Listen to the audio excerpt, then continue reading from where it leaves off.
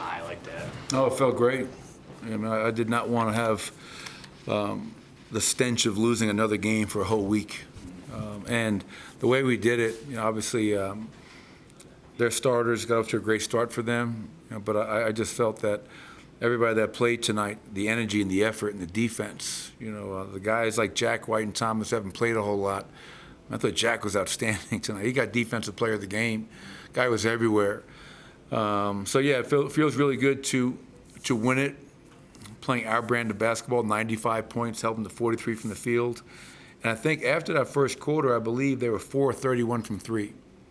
So, yeah, it feels good. It's going to be a lot better preparing this week, not only being number one in the West, but outright having the best record in the Western Conference. We didn't want to share that with anybody.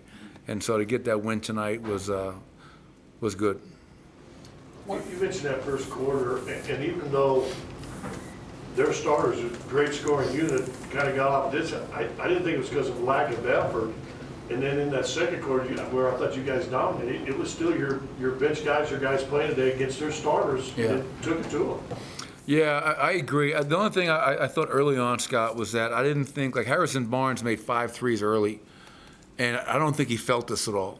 I mean, I thought he was just coming clean, and you gotta get into people. You gotta make them a little bit uncomfortable, and I felt it was just too easy early on. But to our guys' credit, they stayed with it, and to your point, as they brought their starters back in, I loved the 33-24 second quarter. So to outscore them 83-52 after the first quarter, with a lot of guys that haven't played much this year, was fun to watch. I thought Bruce, he was begging to go back in the game. I said, "You're not going back in, bro. Sorry." But that's a great problem to have. I'm not asking him, why do I have to play? All the starters are out. He wants to play. So all those guys did turn up the heat, turn up the pressure, and what looked like it was going to be a 80-point loss wound up being a hell of a win for us. Coach, it's been a little bit of a process integrating Reggie and Thomas into what you guys are doing, but it seemed like they played pretty well tonight. What was just nice to see one kind of under the belt for a little bit for those guys? Yeah, and I think Reggie actually had some good moments, in the last, 6, 8, 10 games, where showing me, depending upon who we play, like I will not hesitate to use Reggie Jackson in the playoffs. One, he's got 69 playoff games under his belt. And two, like tonight, 16 points, 4 assists, 1 turnover, 7-11 from the field. He can get to places on the court. He excels in pick and roll. He can make a 3. And then Thomas, obviously, to your point, 12 points, 8 boards, knocks down 2 threes. The unit that closed the game was really fun to watch. Again, I wanted to make sure that Jack White got a chance to play tonight.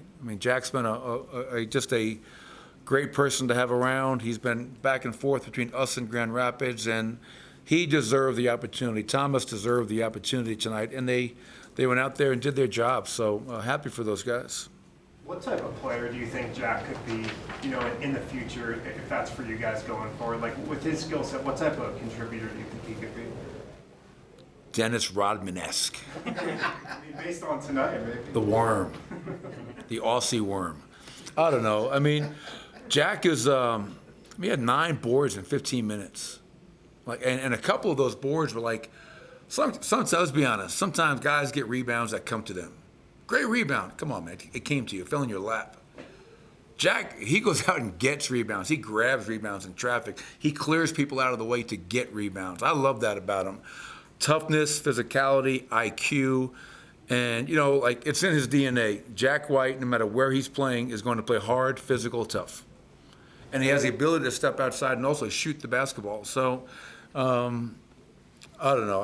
After the rebounding tonight, and I think he's a capable and willing defender as well, Dennis Rodman was the first guy that came to mind. Maybe we should color his hair.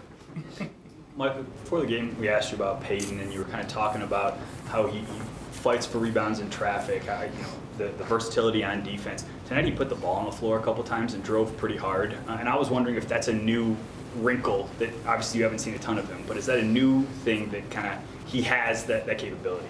No, I don't think it's necessarily new. I think it's improved, but I think he's always been probably defined more as a slasher. You know, a guy that can catch on the wings and put it down, get to the cup, spins on contact, finishes. And what he has improved upon a lot is early in the year, even maybe in summer league, he was taking a lot of bad shots, driving the ball, contact, and taking a fadeaway shot. Well, and he took one tonight, and coming off the court, that's a bad shot. I said, we have to get a better shot than that. And he owned it. He knew it right away. So I think using that athleticism and slashing ability to get to the cup, draw fouls. But I think the one thing that's really kind of not shocked me, but I didn't know that he could do is when he does all that and he collapses and he has done his job to make the right play behind it, to find a guy working behind the defense in the paint, to kick out to a three-point shooter. And, I mean, think about what he's gone through in the last, 10 games. I mean, like, you can't put a dollar sign on that. For him to play meaningful minutes this time of the year, and, you know, he's shown me, like I said, you know, like if I have to use Peyton Watson in a playoff series, I will, if the situation calls upon it. He's shown me he can go out there against some really good players and teams and impact the game in a positive light. So, that's a lot of players that we can use moving forward, and obviously we won't know till Friday night. Being one is great, but it also sucks in that regard. And then you play Sunday, so you have one true day to prep. But looking forward to this week of preparing and trying to make sure that we have a deep postseason run. Do you know that you play Sunday? Yes. Okay. I mean, I'm just assuming, which I guess I should never do, but I Sunday, Monday. believe it's going to be Sunday. Okay. It's one of the hard things to teach young players, talking about Peyton, to go through contact to finish as opposed to try to avoid contact and throw stuff. Because I've seen a lot of young players play the same way. Well, you know, it's funny, man. When you played, I'm sure there were certain guys that were just artists in terms of drawing fouls. You know, they just knew how to get to the foul line. And it really is an art. And, you know, Peyton, you look at his line tonight, he was 5 of 7 from the foul line. So you can either shy away from that contact and throw up a really tough shot, or you can, boom, step through the contact, go through his chest, go through his body to score, and that's how you get the foul calls. If I'm a ref, I'm not calling a foul if a guy is veering away and shooting up some BS. But if you are willing to go through the contact and take the contact, then you're going to get rewarded. And I thought Peyton, overall, 13 points, 4 rebounds, 5 of 7 from the foul line, had some pretty good examples tonight. Go ahead, Jen, the last one. Just about DeAndre, Coach. He's been a veteran across this league now for some time, and we haven't seen him play much, but we've seen him play a little bit recently. Could you talk to us about the contributions he's given to this team, despite whether they're on the floor or not on the floor? Yeah, that's a great question, because I think all too often, you know, our fans, the media, you know, you guys aren't allowed behind the curtain, you know, that proverbial curtain. And so there's two ways to value a player. Most people value a player on this. All right, what did he do tonight? What was his performance? What was his numbers? And I get that because that's our society. You know, everybody wants results. What have you done for me lately? So DeAndre played 27 minutes tonight, 6 points, 8 rebounds, 2 assists. So I think, to your point, he's played really well lately. All year long when he's played, his rebounding's been off the charts. And then the second value that you guys don't get a chance to see, on the sidelines you do a little bit, but the impact he's had on our team has been tangible. It's real. His positivity, his leadership, it's never been about DeAndre. And that's not always the case for a 15-year vet. He could easily have said, man, I'm out of the rotation, screw these guys. He's bought in. I mean, I told him, come be a coach with us in Summer League. Like, he's bright, he's a great communicator, he can do whatever he wants. He can get into the front office, he can get into coaching, and I'm just really thankful that he's here because he's been very impactful for me as a head coach to have a guy like that. So I'm glad you brought that up. DJ's been outstanding for us. Thank you.